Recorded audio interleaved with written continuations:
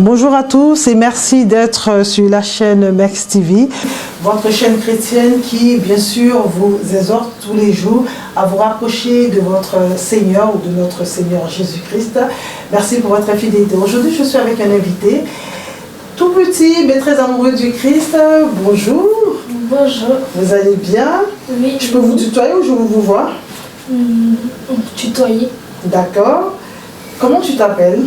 Je m'appelle Élie Marc-Hélène, j'ai 11 ans et je suis en 6e. D'accord. Et vous êtes chrétien? Oui. Oui. Je suis chrétien. Vous gagnez quoi à être chrétien? Déjà, j'ai mon Père, Dieu, Jésus. Et vu que, comme tous les enfants, on aime notre Père et on a envie d'être proche de lui, moi aussi j'ai envie d'être proche de lui et donc partir au royaume des cieux avec lui. D'accord. Et en tant que chrétien, qu'est-ce que vous faites tous les jours qui vous rapproche de votre Dieu? Je vais à l'église, je vais le prier, je vais le parler comme ton papa, tu lui parles et je discute avec lui. Discute avec lui de quoi? Comment ça se passe? Est-ce qu'en quelques secondes, je vais du tu à vous, je suis désolée, parce que je me dis en même temps, vous m'avez donné l'occasion de vous tutoyer, mais c'est pas évident. Donc, voilà. Qu'est-ce que vous faites? Qu'est-ce que vous faites dans vos prières qui vous rapprochent de Dieu? Qu'est-ce que vous lui dites concrètement? D'abord, je le bénis. Je le bénis parce qu'il m'a protégée. Jusqu'à mes 11 ans, c'est grâce à lui que je suis encore en vie. S'il n'existait pas, je ne serais plus ici. Et aussi, je lui demande de sanctifier la terre parce que la terre, ce n'est pas une rose aujourd'hui. D'accord. Voilà. Et est-ce que autour de vous, il y a la manifestation de votre vie chrétienne? Est-ce qu'on le sent?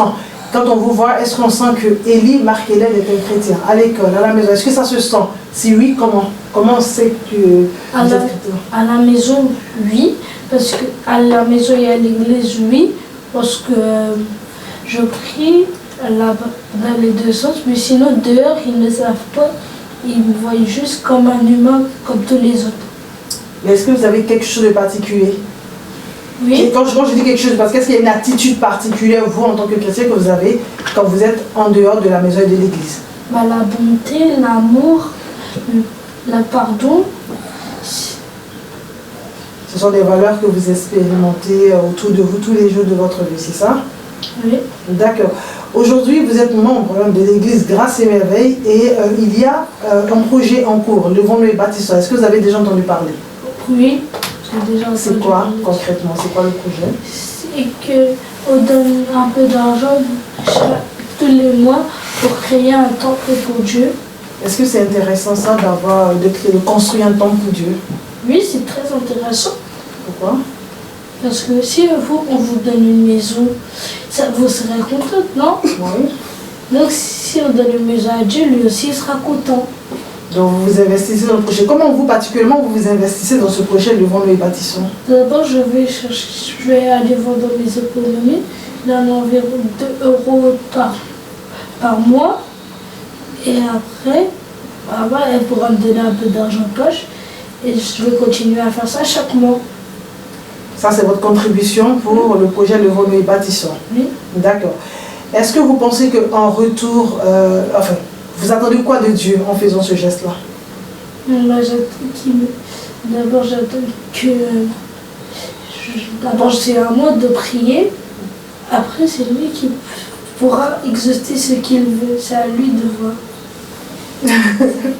C'est à lui de voir, c'est-à-dire que quand vous priez Dieu, vous vous dites, je ne lui mets pas la pression. Oui. D'accord, je prie, je change avec mon Père, mais il n'y a pas de pression derrière. Oui. Ou c'est pas comme ça que vous... Non, si, c'est comme ça. Par exemple, si on vous met la pression, vous serez à un moment fatigué. C'est la même chose. Avec Dieu, Oui. on échange avec lui sans pression. Oui.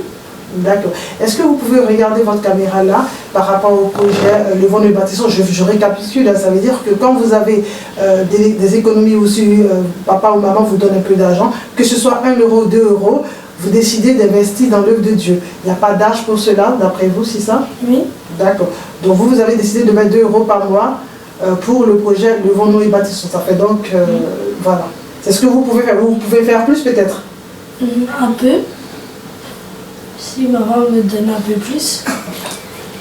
D'accord. En tout cas, on essaierait de... Voilà. Donc, est-ce que vous pouvez regarder la caméra en face de vous et adresser un message aux enfants de votre âge pour dire que c'est un projet pour l'Éternel et il n'y a pas d'âge pour cela? Comment vous pouvez lancer un message pour envoyer ces jeunes-là, que ce soit des jeunes de l'Église Grâce et Merveille ou des jeunes chrétiens de par le monde pour investir dans ce projet, le Vent de Bâtissons? D'abord, ils doivent donner ce qu'ils peuvent. S'ils peuvent donner 1 euro ou 2 euros ou plus, ça serait bien parce que si tous ceux qui regardent cette vidéo font ça, l'église, on pourra créer le temple de Dieu et ça serait bien pour l'église. Donc, s'il vous plaît, donnez au moins minimum, c'est pas forcé, mais donnez, si vous le pouvez, 1 euro ou plus. D'accord. En tout cas, merci beaucoup. Et ici, si 1 euro plus se dit, c'est vraiment le minimum. Tout le monde ne peut pas dire, j'ai pas 1 euro ou 2. Alors, merci Marc-Hélène, Elie, d'avoir accepté notre invitation. De rien. Merci beaucoup. Et je voulais en tout cas remercier toutes les personnes qui nous ont suivis aujourd'hui. Quel que soit votre âge, si vous êtes chrétien, si vous avez pris la décision de marcher avec le Christ, s'il y a un projet, vous l'entendez au travers d'une caméra, d'une émission qui vous intéresse, n'hésitez pas à vous investir dans ce projet. Dieu saura être reconnaissant par rapport à votre geste. Le projet Lèvons-nous et bâtissons pour Dieu, c'est un projet de l'Église Grâce et Merveille, c'est un projet de tous les chrétiens, c'est une construction du temple pour la gloire de Dieu. Nous y croyons. La Bible dit, Élie était un homme de la même nature que nous, mais il a prié et les choses ont vraiment changé. Je vous remercie pour votre fidélité. Nous espérons vous retrouver très prochainement sur Max TV. Soyez bénis et à très vite. Au revoir.